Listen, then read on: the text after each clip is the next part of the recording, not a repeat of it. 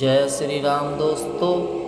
श्री रामचरितमानस के रचयिता गोस्वामी तुलसीदास ने श्री रामचरितमानस लिखने से पहले हनुमान चालीसा लिखी थी और फिर हनुमान की कृपा से ही वे श्री रामचरितमानस लिख पाए। कहते हैं कि तुलसीदास जी ने ही बजरंग बाण भी लिखा था।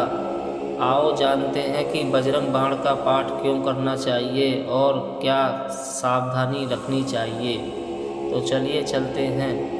कहते हैं कि गोस्वामी तुलसीदास पर काशी में किसी तांत्रिक ने मारण मंत्र का प्रयोग किया था। तब तुलसीदास जी के शरीर पर फोड़े निकल आए थे। इसके बाद तुलसीदास जी ने बजरंग बाण का पाठ पढ़कर हनुमान जी से गुहार लगाई थी। बजरंग बाण के पाठ से एक दिन में सारे फोड़े ठीक हो गए थे। तभी से माना जाता है कि यह पाठ शत्रुओं पर अचूक वार करता है। नंबर 1, क्यों करते हैं बजरंग बाण का पाठ? बहुत से व्यक्ति अपने कार्य या व्यवहार से लोगों को रुष्ट कर देते हैं। इससे उनके शत्रु बढ़ जाते हैं। कुछ लोगों को स्पष्ट बोलने की आदत होती है, जिसके कारण उनके गुप्त शत्रु भी होते हैं। यह भी हो सकता है कि आप सभी तरह से अच्छे हैं, फिर भी आपकी तरक्की से लोग जलते हों और आपके विरुद्ध षड्यंत्र रचते हों। ऐसे समय में यदि आप सच्चे हैं तो बजरंग बाण का पाठ आपको बचाता है और शत्रुओं को दंडित देता है।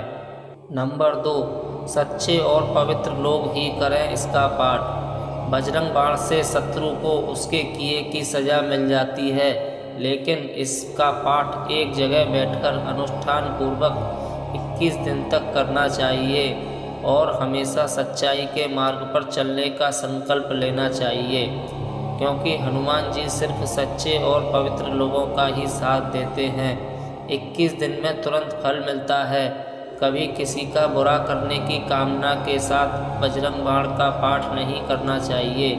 किसी भी अनैतिक कार्य की पूर्ति के लिए या फिर किसी से विवाद की स्थिति में विजय पाने के लिए बजरंग बाण का पाठ नहीं करना चाहिए।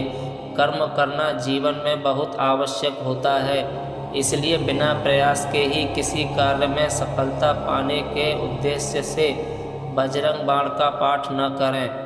धन, ऐश्वर्य या किसी भी भौतिक इच्छा की पूर्ति के लिए बजरंग बाण का पाठ नहीं करना चाहिए। नंबर 3, सावधानी।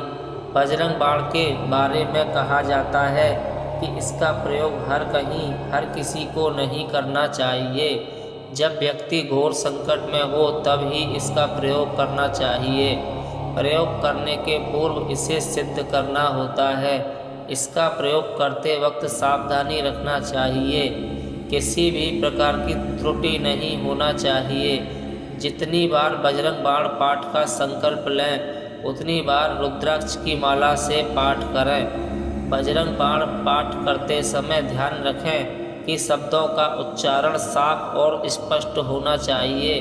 अगर आप किसी विशेष मनोकामना की पूर्ति के लिए बजरंग बाण का पाठ कर रहे हैं तो कम से कम 41 दिनों तक यह पाठ नियम पूर्वक करें। आपको जितने दिन तक बजरंग बाण का पाठ करना हो उतने दिनों में ब्रह्मचर्य का पूर्णतया पालन करना जरूरी है।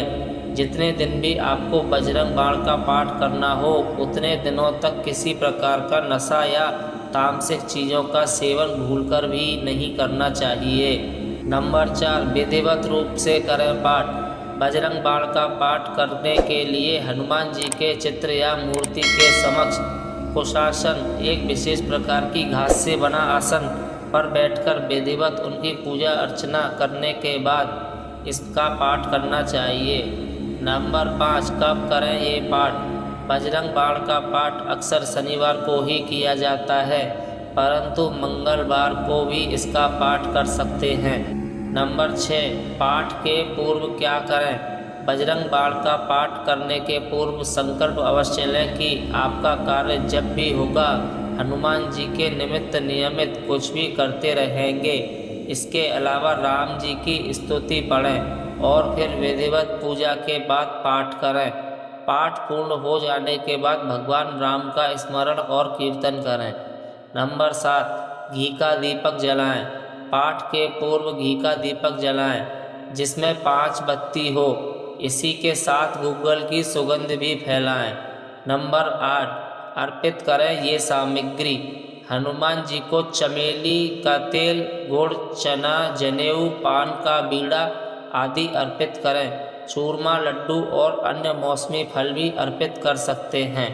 नंबर 9, शनि राहु केतु से मिलती है मुक्ति।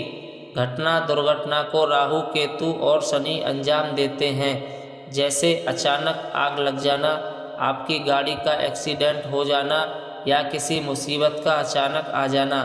हनुमान जी आपको सभी तरह की दुर्घटना और घटना से बचा लेते हैं।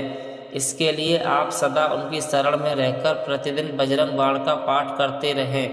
नंबर 10, मंगल दोष से मुक्ति। यदि किसी की कुंडली में मांगलिक दोष है जिसके कारण उसका शादी विवाह नहीं हो पा रहा है या विवाह होने के बाद वैवाहिक जीवन में संकट पैदा हो रहा है, तो उसे नियमित रूप से मंगलवार के दिन बजरंग बाण का पाठ करना चाहिए। अगर नियम पूर्वक निष्ठा के साथ बजरंग बाण का पाठ किया जाए तो इससे मांगलिक दोष का निवारण जल्दी हो जाता है। तो दोस्तों, आपको हमारी वीडियो अच्छी लगे तो हमारी वीडियो को लाइक करें, साथ ही हमारे चैनल को सब्सक्राइब करें। जय श्री राम।